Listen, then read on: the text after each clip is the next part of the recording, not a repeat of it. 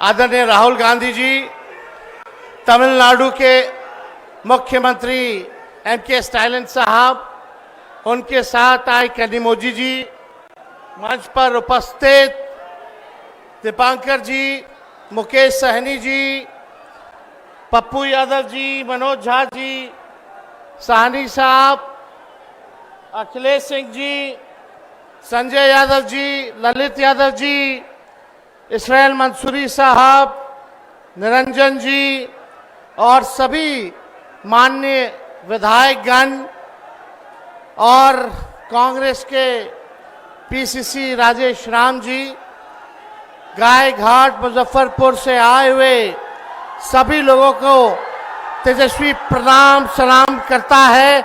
आप सब लोग इतने बड़े तादाद में वोटर अधिकार यात्रा में पहुंचे हैं।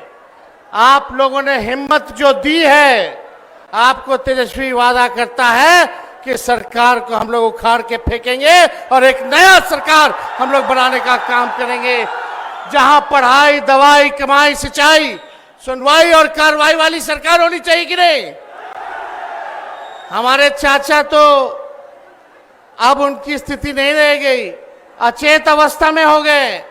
बिहार अब उनसे संभाला नहीं जा रहा है। अब खटारा सरकार हम लोगों को नहीं चाहिए 20 साल पुरानी। अब तेज रफ्तार से जो विकास करेगा, बिहार को आगे ले जाएगा, जो तरक्की करेगा, वैसी सरकार हम लोगों को लाना है, जो गरीब किसान की बात करे, मजदूर छात्र की बात करे, नौजवान की बात करे, महिला बुजुर्ग, चाहे कोई जात के हो, कोई वर्ग के हो, कोई धर्म के हो, हम लोग सब लोगों को साथ लेकर के चलेंगे। और आप सब लोग जानते हैं इस एनडीए की सरकार में घूसखोरी बढ़ी है कि नहीं बढ़ी है? बढ़ी है। एसआईआर में आप लोगों को आवासीय प्रमाण पत्र बनवाना होता है, जातीय प्रमाण पत्र बनाना होता है, देना पड़ता है कि नहीं देना पड़ता है घूस? अब तक समझिए, जब से एसआईआर की प्रक्रिया चल रही है, आवासीय प्रमाण पत्र, जातीय प्रमाण पत्र बनाने में लगभग 4,000 करोड़ का रिश्वत जो है लिया गया। और ये सब एनडीए के नेताओं के पास जो है ये पैसा पहुंच रहा है। ऐसी भ्रष्ट निकम्मी सरकार, जहां अपराध ही अपराध। बताइए, मुजफ्फरपुर में अपराध बढ़ा है कि नहीं बढ़ा है? कोई माताएं बहनें सुरक्षित हैं? रेप करके फेंक दिया जाता है, अस्पताल में जगह नहीं मिलती है, मृत्यु हो जाती है। ऐसी सरकार आप लोगों को चाहिए क्या? कोई सुनने आया? कोई देखने आया? कहां गए मुख्यमंत्री जी? कहां गए देश के प्रधानमंत्री मोदी जी? खाली जुमला बोलने से होगा? मोदी जी, आप चाहिएगा कि बिहारी लोग का वोटर लिस्ट से नाम हटवा दे, तो ऐसा होने वाला नहीं है। आप लोग इस साजिश का बदला लीजिएगा कि नहीं लीजिएगा? अपने वोटों की हिफाजत कीजिएगा कि नहीं कीजिएगा? सरकार बदलना है। सरकार अगर बदलना है तो जरूरी क्या है? वोट अपना रहेगा तब ना बदलिएगा। जब वोट नहीं रहेगा तो कोई पूछे वाला है? पहले वोटर लिस्ट से नाम काटेगा, फिर राशन कार्ड से नाम काटेगा, उसके बाद पेंशन से नाम काटेगा। ये नकलची सरकार है, नकलची सरकार। जो तेजस्वी कहा वही ये सरकार कर रही है। इनके पास अपनी कोई सोच नहीं है क्या कोई सोच इस सरकार के पास? किसने कहा था नौकरी किसने दिया 5 लाख? पेंशन की बात बढ़ाने की किसने की? फ्री बिजली की बात किसने की? डोमिसाइल की बात किसने की? युवा आयोग की बात किसने की? माई बहन मान योजना की बात किसने की? जो तेजस्वी कह रहा है वही ये सरकार कर रही है। अब आप बताओ, आपको डुप्लीकेट सीएम चाहिए कि ओरिजिनल सीएम चाहिए? जोर जोर से आवाज आना चाहिए। डुप्लीकेट सीएम या ओरिजिनल सीएम? इसलिए हम लोग नए लोग हैं, नया बिहार बनाना है। सब लोग, हम लोग इंडिया अलायंस के लोग एकजुट हैं और हम दिल से धन्यवाद राहुल गांधी जी को देना चाहते हैं कि इस यात्रा की शुरुआत उन्होंने की है और लोगों को जागरूक किया जा रहा है। और आप लोग, हम चाहेंगे कि राहुल गांधी जी के लिए जोर से जो है ताली मार करके जो है उनका अभिनंदन और बिहार की धरती पर स्वागत करें। आज हमारा हौसला हिम्मत बढ़ाने के लिए तमिलनाडु के मुख्यमंत्री एम.के. स्टालिन साहब आए हैं। हम चाहेंगे कि इनका जो है जोरदार गाय घाट की जनता जो है स्वागत करने का काम करे, हाथ उठा के स्टालिन साहब के लिए जो है स्वागत करने का काम करे। तो आप सब लोग यहाँ आए हैं, आप लोग एकजुट रहिएगा और एकजुट होकर के पूरे महागठबंधन के साथ ही हम लोग 243 सीट पे लड़ेंगे और हम लोगों की कोशिश होगी कि भाजपा और एनडीए का खाता ना खुले। एनडीए का मतलब ही है नहीं देंगे अधिकार। इसलिए आप सब लोगों का तहे दिल से हम स्वागत करते हैं, आप लोगों को धन्यवाद देते हैं। एक बार मेरे साथ जोर से नारा लगाओगे? हम बोलेंगे वोट चोर, आप सब बोलना गद्दी छोर। वोट चोर, वोट चोर, वोट चोर। जय हिंद, जय बिहार। बहुत बहुत धन्यवाद। अब आपके बीच मैं I request honourable chief minister of Tamil Nadu MK. Stalin साहब से रिक्वेस्ट करता हूं कि प्लीज एड्रेस इन पब्लिक। बहुत बहुत धन्यवाद।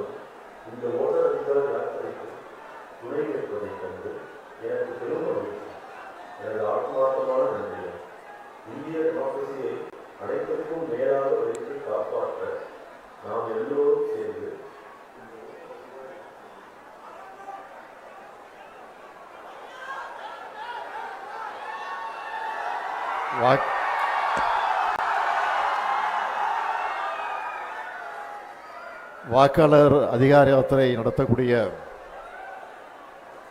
மை டியர் பிரதர் ராஜீவ்காந்தி அவர்களே, இந்த மண்ணினுடைய மைந்தர் தேஜஸ்வி யாதவ் அவர்களே, என்னுடைய அன்பு தங்கை கனிமொழி எம்பி அவர்களே, காங்கிரஸ் கட்சியினுடைய முன்னோடிகளில் ஒருவர் வேணுகோபால் உள்ளிட்ட பீகாரினுடைய இந்திய கூட்டணி கட்சியினுடைய தலைவர்களே, உங்கள் அனைவருக்கும் என்னுடைய அன்பான வணக்கம்। मेरे प्रिय भाई राहुल गांधी जी और तेजस्वी यादव जी और मेरे बहन कनिमोड़ी जी और कांग्रेस से वेणुगोपाल जी, आप सबको नमस्कार। உங்களை எல்லாம் பார்ப்பதற்காகத்தான் 2000 கிலோமீட்டர் கடந்து நான் இங்கே வந்திருக்கிறேன். आप सबको देखने के लिए मैं 2000 किलोमीटर पार करके आया हूं।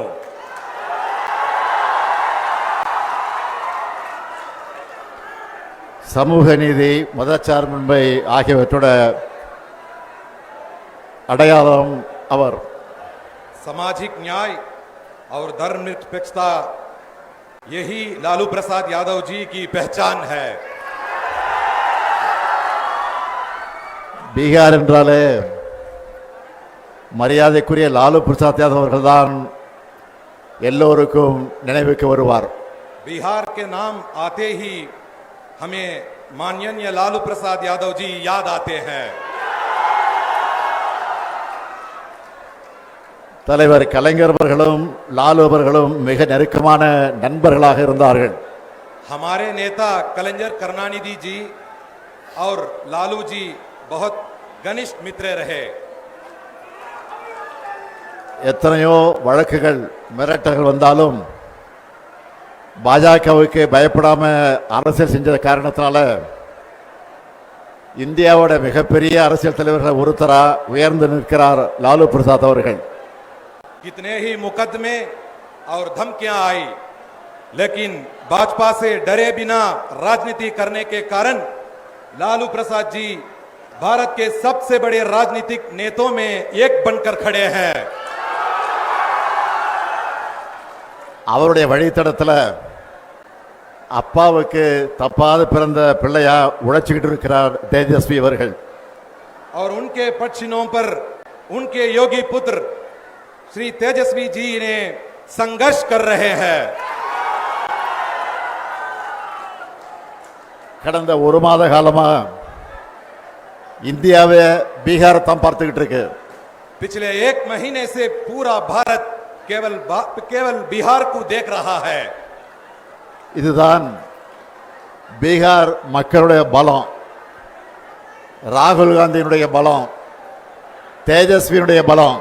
यही बिहार की ताकत है, यही राहुल गांधी जी की ताकत है, यही तेजस्वी जी की ताकत है। இந்தியாவோட ஜனநாயகத்திற்கு ஆபத்து வரும்போதெல்லாம் அதுக்கான போர்க்குரலை பீகார் எழுப்பி இருக்கு. இதுதான் வரலாறு. जब भी भारत के लोकतंत्र पर खतरा आया, उसका बिगुल बिहार ने ही फूंदा, यही इतिहास है। லோக்நாயக் ஜெயபிரகாஷ் நாராயணன் அவர்கள் ஜனநாயகத்தின் குரலை, சோசலிசத்தின் குரலை எதிரொலித்தார். அதுக்காகத்தான் மக்கள் சக்தியை அவர் திரட்டினார். लोकनायक जयप्रकाश नारायण ने लोकतंत्र की आवाज, समाजवाद की आवाज गुंजाई और जनता की शक्ति को संगठित किया। அந்த பணியைத்தான் அருமை சகோதரர் ராகுல் காந்தி அவர்களும் தம்பி தேஜஸ்வி அவர்களும் இங்க செஞ்சுக்கிட்டு இருக்காங்க. वही कार्य मेरे प्रिय भाई राहुल गांधी जी और छोटे भाई तेजस्वी जी यहां कर रहे हैं। இவங்க போராடலாம் மக்கள் கடல் மாதிரி திரண்டு வராங்க. जहां भी वो जाते हैं वहां जनता सागर की तरह उमड़ आती है। அதுலயும் தேஜஸ்வி அவர்கள் கார் ஓட்ட அதுல ராகுல் காந்தி பயணம் செஞ்ச காட்சியை பார்த்தேன். ஏன் மோட்டார் சைக்கிள் பயணத்தை நான் பார்த்தேன். मैंने वो दृश्य देखा जब तेजस्वी जी गाड़ी चला रहे थे और राहुल गांधी जी उसमें यात्रा कर रहे थे। और क्यों मैं बाइक यात्रा भी मैं नहीं देखी। உங்களுடைய நட்பு அரசியல் மட்டும் கிடையாது, ரெண்டு உடன்பிறப்புகளோட நட்பு. आपकी मित्रता केवल राजनीतिक मित्रता नहीं है, ये दो भाइयों की दोस्ती है। ஜனநாயகத்தை காக்க மக்கள் நலனுக்காக நீங்க ஒண்ணு சேர்ந்திருக்கீங்க. जनता की कल्याण और लोकतंत्र की रक्षा के लिए आप एकजुट हुए हैं। பீகார் எலெக்ஷன்ல உங்களுக்கு வெற்றியை பெற்று தரப்போறது இந்த நட்பு தான். यही मित्रता आपको बिहार चुनाव में जीत दिलाने वाली है। பாஜகவோட துரோக அரசியல் தோற்க போகுது. தேர்தலுக்கு முன்னாடியே உங்களுடைய வெற்றி உறுதியாயிடுச்சு. भाजपा की विश्वासघाती राजनीति हारने वाली है। चुनाव से पहले ही आपकी जीत पक्की हो गई है। அதனாலதான் இந்த வெற்றியை தடுக்க பார்க்கறாங்க. इसीलिए वो इस जीत को रोकने चाहते हैं। நியாயமா முறைப்படி வாக்குப்பதிவு நடந்தா பாஜக கூட்டணி தோத்துடும்னு மக்களான உங்களை வாக்களிக்க விடாம தடுக்கிறாங்க. अगर निष्पक्ष और सही तरीके से मतदान हुआ तो भाजपा गठबंधन हार जाएगा। इसलिए जनता को मतदान से रोकने का षड्यंत्र रचा जा रहा है। தேர்தல் ஆணையத்தை கீ கொடுத்தா ஆடுற பொம்மையா மாத்திட்டாங்க. चुनाव आयोग को वो रिमोट से चलने वाली खटपुतली बना चुके हैं। 65 லட்சம் பீகார் மக்களை வாக்காளர் பட்டியலிருந்து நீக்கினது ஜனநாயக படுகொலை. 65 लाख बिहार वासियों को मतदाता सूची से हटाना लोकतंत्र की हत्या है। சொந்த மண்ணில பிறந்து வாழ்ந்த மக்களை வாக்காளர் பட்டியலிருந்து நீக்கிறதை விட பயங்கரவாதம் இருக்க முடியுமா? अपने ही जन्मभूमि में जहां लोग रहते हैं उन्हें मतदाता सूची से हटाना क्या ये आतंकवाद से भी खतरनाक नहीं है? எல்லா அடையாள அட்டைகளை வச்சிருந்தாலும் அவங்கள அட்ரஸ் இல்லாதவங்க போல ஆக்குறது அழித்தொழிப்பு தானே. सभी पहचान पत्र होने के बावजूद उन्हें पता नहीं है ऐसा दिखाना क्या ये विनाश नहीं है? சகோதரர்கள் ராகுலும் தேஜஸ்வியும் பெறப்போற வெற்றியை தடுக்க முடியாத பாஜக கொல்லைப்புற வழியா இந்த வேலையை பார்க்குது. मेरे भाइयों, राहुल जी और तेजस्वी जी की जीत को रोक ना पाने वाली भाजपा अब गुप्त रास्तों से ये काम कर रही है। இதுக்கு எதிரா என்னோட சகோதரர்கள் முன்னெடுத்துள்ள இந்த போராட்டத்தை வாழ்த்துறதுக்காகத்தான் நான் இங்க வந்திருக்கிறேன். इसी अन्याय के खिलाफ मेरे भाइयों ने जो आंदोलन छेड़ा है उसे समर्थन देने के लिए मैं तमिलनाडु से आया हूं। அதுலயும் குறிப்பா ராகுல் காந்தி அவர்கள் தேர்தல் ஆணையத்தோட வாக்கு திருட்டு மோசடிகளையும் அம்பலப்படுத்திட்டு இருக்கார். இதுக்கு தேர்தல் ஆணையத்தால முறையான ஒரு பதிலை கூட சொல்ல முடியல. विशेषकर राहुल गांधी जी ने चुनाव आयोग की धांधलियों और वोट चोरी को उजागर किया है। ஆனா इसका जवाब तक चुनाव आयोग नहीं दे पाया।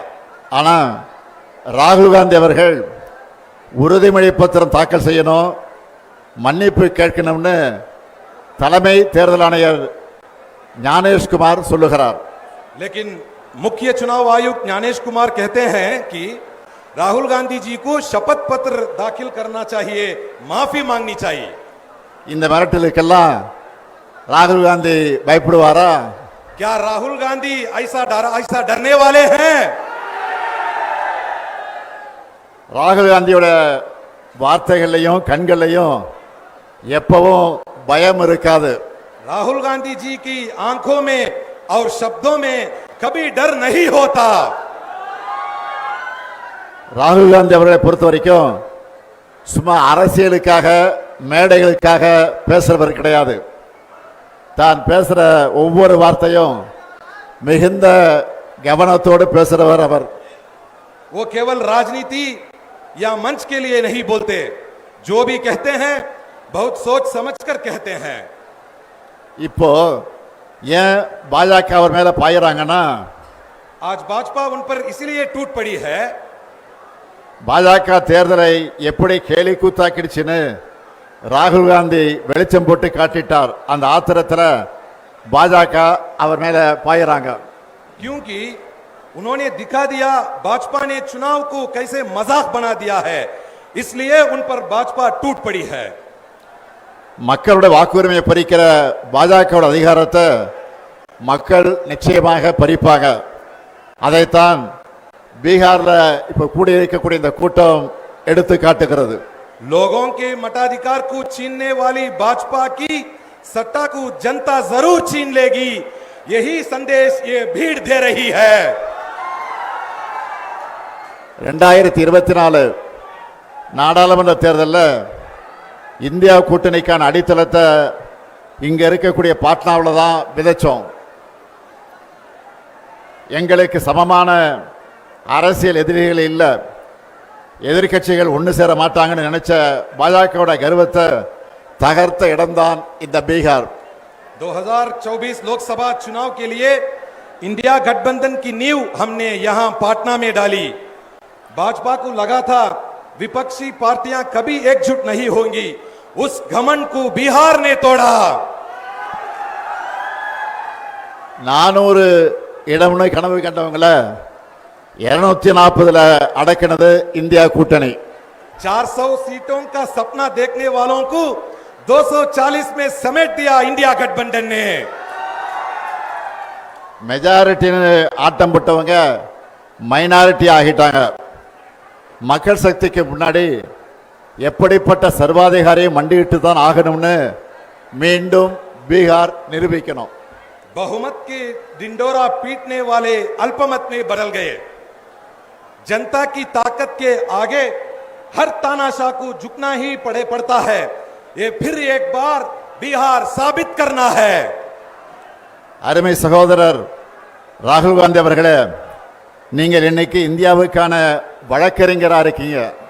मेरे प्रिय भाई राहुल गांधी जी आज अब भारत के वकील हैं. உங்களால இந்திய மக்களுக்கு நீதி கிடைக்கும், இந்தியாவில் ஜனநாயகம் தழைக்கும். आपके कारण भारत के लोगों को न्याय मिलेगा, भारत में लोकतंत्र फूले फलेगा. மக்கள் சக்திக்கு இணையானது எதுவும் இல்லைன்னு சகோதரர் தேஜஸ்வி காட்டிக்கிட்டு இருக்கார். मेरे भाई तेजस्वी ने दिखा दिया है कि जनता की ताकत से बड़ा कुछ नहीं है. நீங்க 2 பேரும் பீகார்ல பெறப்போற வெற்றி தான் இந்தியா கூட்டணியோட அடுத்தடுத்த வெற்றிகளுக்கு அடித்தளமாக அமைய போகிறது. आप दोनों को बिहार में मिलने वाली जीत इंडिया गठबंधन की आगे की जीतों की नींव रखेगी. பீகார் சட்டமன்ற தேர்தலில் நீங்க வெற்றி பெற்ற பிறகு நடைபெறக்கூடிய வெற்றி விழா கூட்டத்தில் நிச்சயமா உறுதியா நானும் பங்கேற்பேன். நன்றி, வணக்கம். बिहार विधानसभा चुनाव में आप जीतने के बाद होने वाली सभा में भी मैं भाग लूंगा. धन्यवाद, नमस्कार.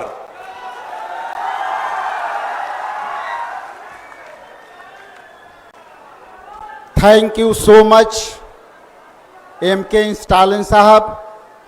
अब मैं आपके बीच सम्मानित सामाजिक न्याय के योद्धा एवं पूरे देश में SIR के मुद्दे पर इलेक्शन कमीशन के नाक तले चने दबाना, हम आदरणीय राहुल गांधी जी को आग्रह करते हैं कि आपको संबोधित करें.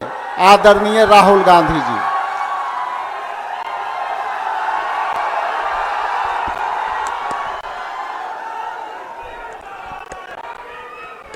स्टालिन जी,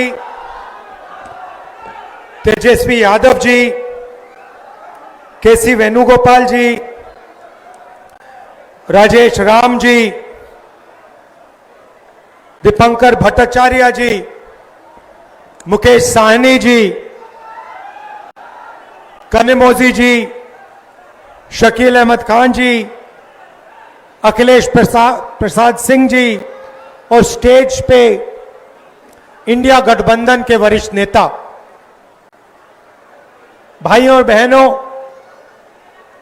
प्रेस के हमारे मित्रों, आप सबका यहां दिल से मैं स्वागत करता हूं. नमस्कार. आपने इस यात्रा में हमारी मदद की, अपनी शक्ति आपने यात्रा में डाली और यात्रा पूरे बिहार में यात्रा ने पूरे बिहार में लोगों के जबानों पर, बच्चों के जबानों पर एक नारा, वोट चोर, वोट चोर। अभी मैं आ रहा था, छोटे छोटे बच्चे थे, छोटा सा ग्रुप था, मैं वहां से निकला, मेरी ओर देखा और कहा, नरेंद्र मोदी वोट चोर। छोटे बच्चे, 6-6 साल के बच्चे अब बात समझ गए हैं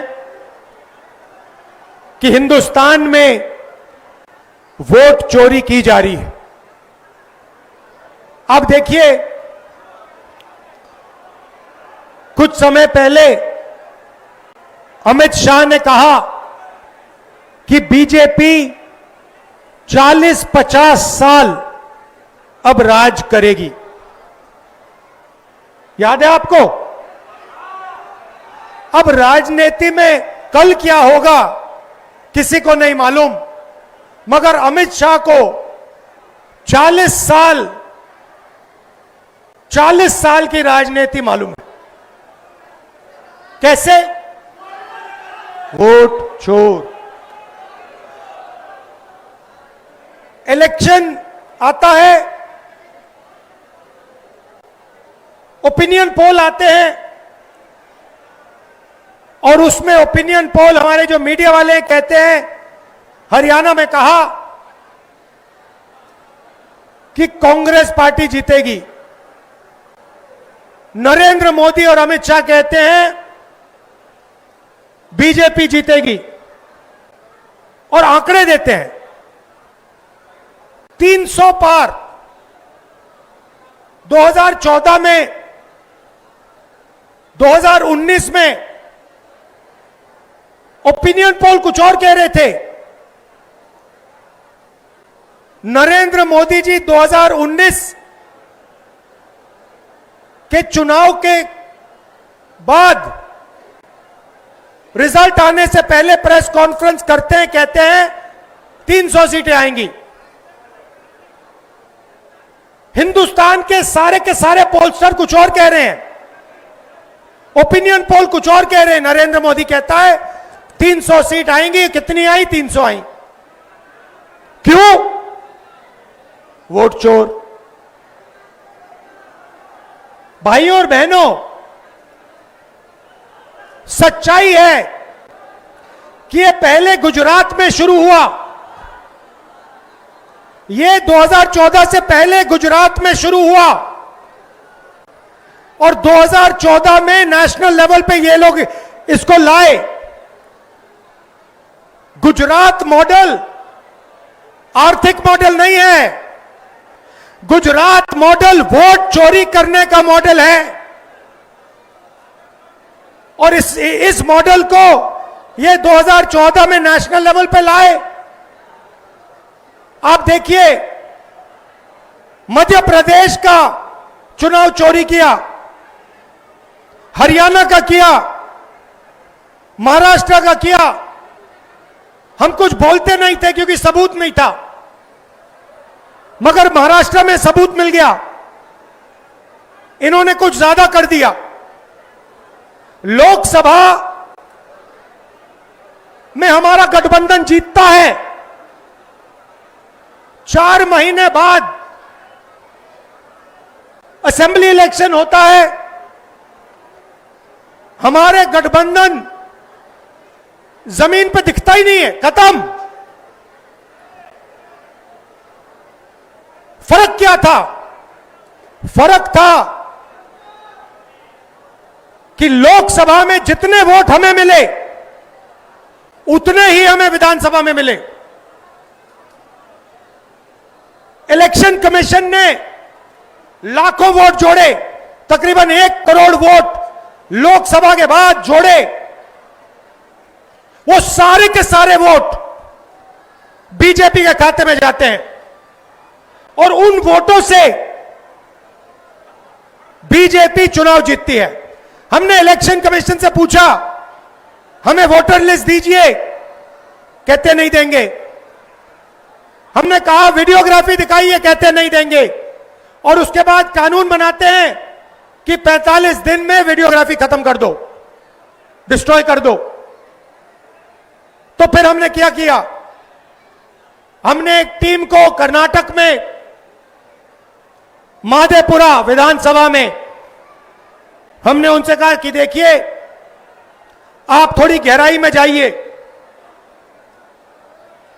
मैं उन लड़कों का धन्यवाद करना चाहता हूं। 4-6 महीने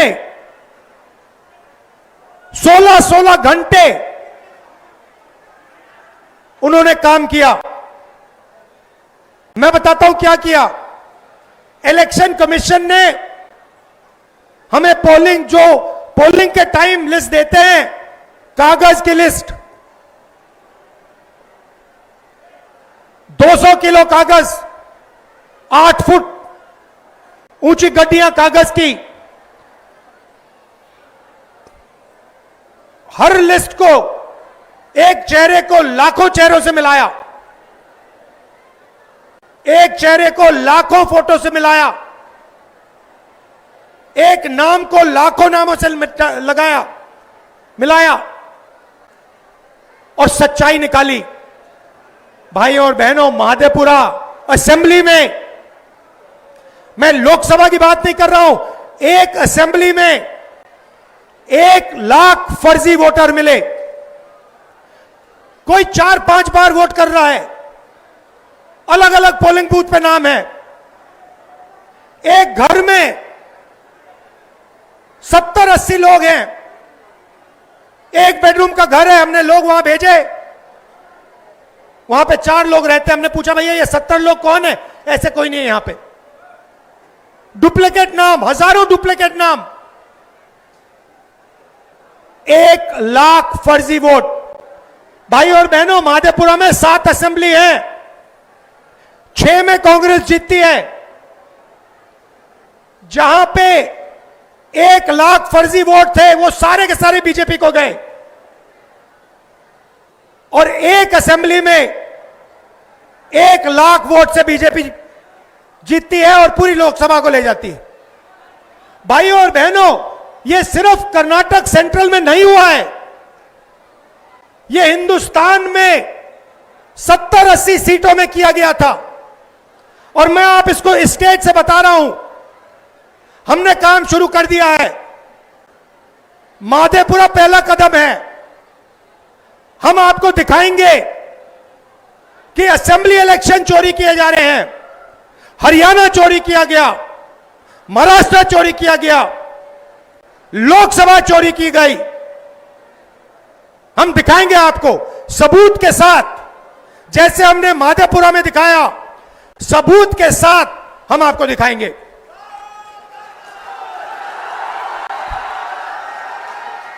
और ये वोट चोरी क्यों की जा रही है? आप देखिए, ये संविधान जो है, ये अंबेडकर जी का संविधान है। ये अंबेडकर जी का संविधान है, ये हमारे लिए पवित्र किताब है।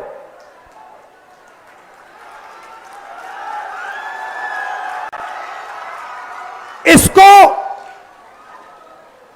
दुनिया की कोई शक्ति नहीं छू सकती है। इसमें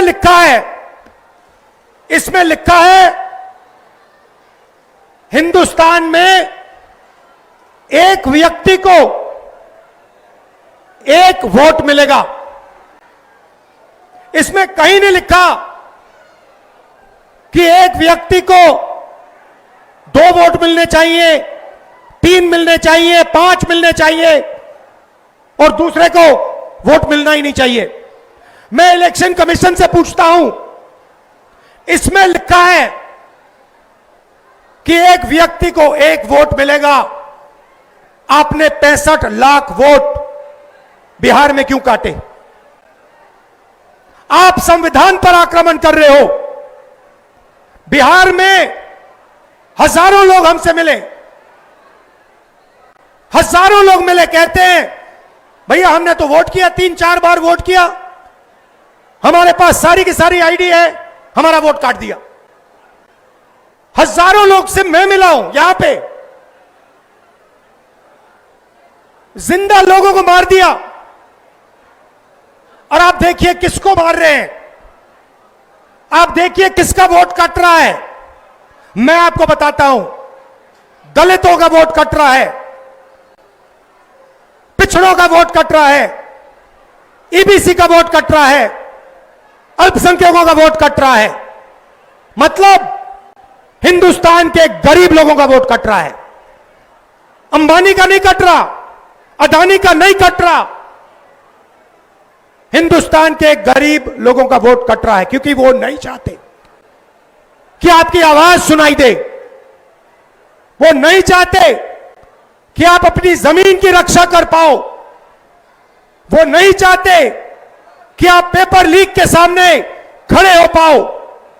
वो नहीं चाहते कि आपके बच्चों को रोजगार मिले, इसलिए इस पर आक्रमण कर रहे हैं। भाइयों और बहनों, इसके बिना हिंदुस्तान के गरीबों के पास कुछ नहीं है। जो अधिकार आपको मिले हैं वो इस किताब से मिलते हैं, और ये कोई नई किताब नहीं है। इसमें सोच जो है हजारों साल पुरानी है। यहां पे स्टालिन जी आए, इसमें पेरियार जी की सोच है। यहां पे वेणुगोपाल जी बैठे हैं, इसमें नारायण गुरु जी की सोच है। इसमें अंबेडकर जी की सोच है, इसमें फूले जी की सोच है, इसमें गांधी जी की सोच है, इसमें भगवान बुद्ध की सोच है, इसमें कबीर की सोच है। यह हमारी आत्मा की किताब है। और मैं बता रहा हूं, अगर वोट चोरों ने यह सोच रखा है कि भारत माता की आत्मा को चोट पहुंचाएंगे, तो ये इस देश को, इस देश के जनता को, इस देश के युवाओं को नहीं समझे हैं। भाइयों और बहनों, मैं आपको गारंटी देके कह रहा हूं, और अच्छी तरह सुनिए, नरेंद्र मोदी वोट चोरी करके चुनाव जीतता है। नरेंद्र मोदी वोट चोरी करके, वोट कटवा के, वोट बढ़ा के चुनाव जीतता है। और नरेंद्र मोदी और अमित शाह की मदद हिंदुस्तान का इलेक्शन कमीशन करता है।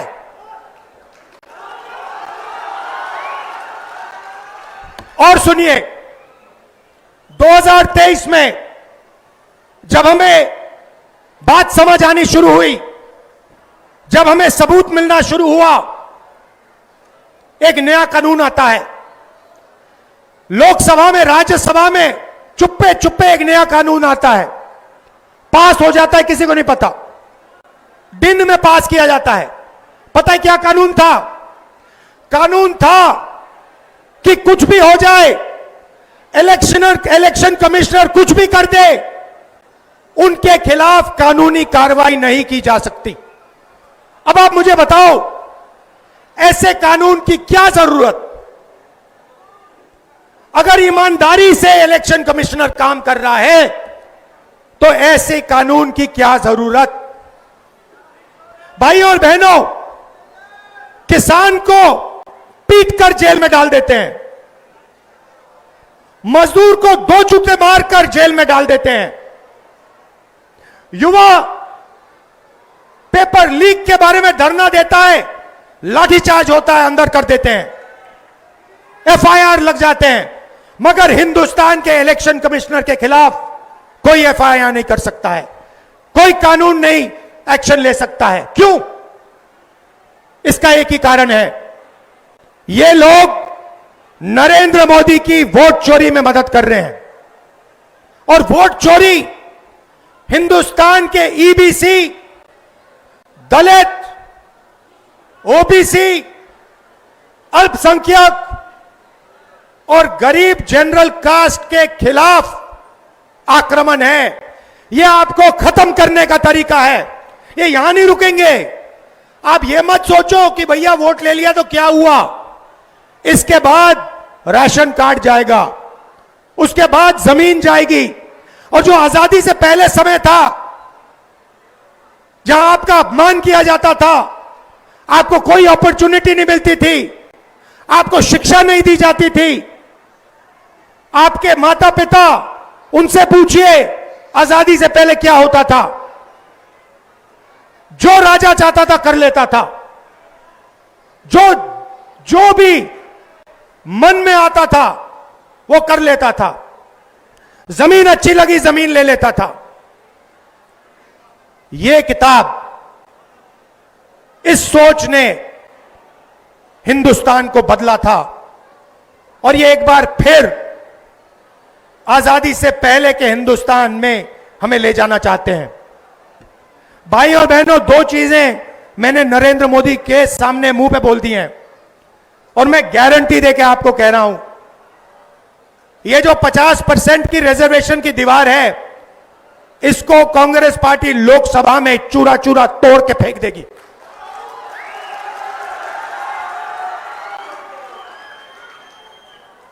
इसका चूरा बना के हम परे कर देंगे। भाई और बहनों, कॉर्पोरेट इंडिया देखिए, मीडिया देखिए, मैं आपसे पूछना चाहता हूं, हिंदुस्तान के बड़े बड़े एंकर्स हैं, टीवी पे आते हैं, आप इन सबको जानते हो, मुझे इनमें से एक ओबीसी, एक ईबीसी, एक दलित नाम बता दो। मुझे एक नाम बताओ, मीडिया में दलित नाम बताओ, ओबीसी नाम बताओ, ईबीसी नाम बताओ, कहां है? आदिवासी नाम बताओ, कहां है? एक भी नहीं है। और ये नैरेटिव बनाते हैं। आप देखना, यहां पे करोड़ों लोग आए हैं यात्रा में, मीडिया कुछ नहीं दिखाता, कुछ नहीं दिखाता। ट्रंप ने आज कहा, सुनिए, ट्रंप ने आज कहा कि जब हिंदुस्तान पाकिस्तान का युद्ध हो रहा था, मैंने फोन उठाया और नरेंद्र मोदी से कहा कि सुन, ये जो तू कर रहा है इसको 24 घंटे के अंदर बंद कर। और नरेंद्र मोदी ने 24 घंटे में नहीं, 5 घंटे में सारा का सारा रोक दिया। मीडिया नहीं कहेगी भाइयों बहनों, मीडिया नरेंद्र मोदी की है, मीडिया अंबानी की है, मीडिया अदानी की है, मीडिया हमारी नहीं है, तेजस्वी की नहीं है, स्टालिन जी की नहीं है, आदिवासियों की, दलितों की, पिछड़ों की, ईबीसी की नहीं है। मीडिया छोड़िए, कॉर्पोरेट इंडिया देखते हैं, अदानी, अंबानी, टाटा, बिरला। मुझे बताओ, इनमें से ईबीसी कौन है, दलित कौन है, आदिवासी कौन है, पिछड़ा कौन है? नाम बताओ। एक नाम नहीं मिलेगा। जुडिशरी में देखो, आदिवासी नाम, दलित नाम, पिछड़ों का नाम बता दो, एक नहीं मिलेगा। प्राइवेट अस्पतालों की मालिक की लिस्ट निकालो, वहां नहीं मिलेगा। शिक्षा की संस्था, यूनिवर्सिटी, कॉलेजेस, इनकी लिस्ट निकालो, वहां नहीं मिलेगा। आप हो ही नहीं कहीं। 90% हिंदुस्तान कहीं है ही नहीं। इसीलिए ये वोट चोरी कर रहे हैं, क्योंकि ये जानते हैं जिस दिन आपकी आवाज ठीक से सुनाई दे गई, उस दिन हिंदुस्तान बिल्कुल बदल जाएगा। इसीलिए दूसरी बात मैंने नरेंद्र मोदी से कही, सामने जाति जनगणना हिंदुस्तान में होगा, दूध का दूध, पानी का पानी होगा।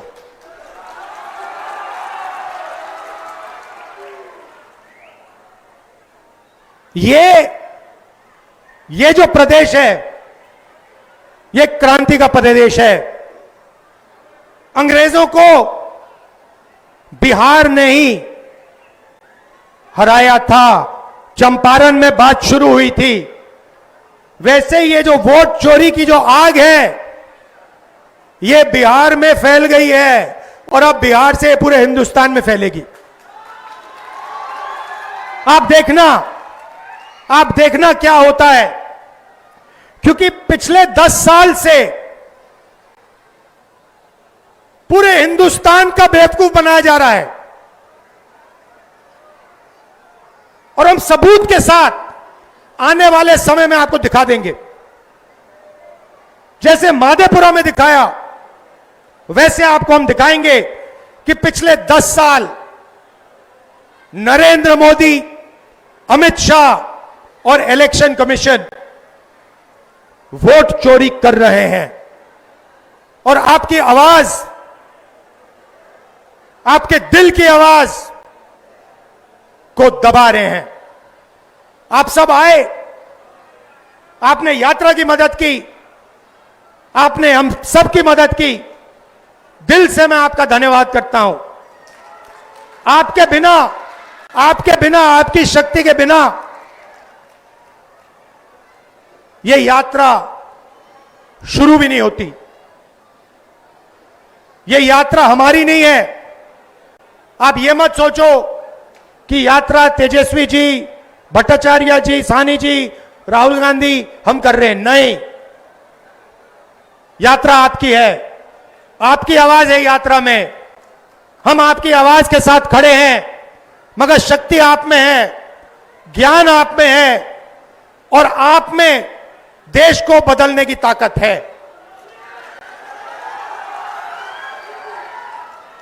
बिहार के युवाओं से मैं कहना चाहता हूं, नरेंद्र मोदी जी ने, अमित शाह ने, अंबानी और अदानी ने आपके हाथ से आपका रोजगार छीना है, आपके हाथ से आपका भविष्य छीना है। बिहार को रोजगार की जरूरत है, बिहार को बदलाव की जरूरत है, बिहार को प्रगति की जरूरत है। वोट चोरी रोकना प्रगति और रोजगार के लिए पहला कदम है। आप सबका फिर से धन्यवाद करता हूं। मेरे भाई स्टालिन जी का धन्यवाद करता हूं, इतनी दूर से आए, गर्मी में हमारे साथ चले, दिल से धन्यवाद करता हूं। तेजस्वी जी का, साहनी जी का, भट्टाचार्य जी का, राजेश राम जी का, शकील अहमद जी का, कांग्रेस की टीम का। आपने पूरा दम लगाया और यात्रा को सक्सेसफुल बनाया। धन्यवाद। जय हिंद, जय बिहार।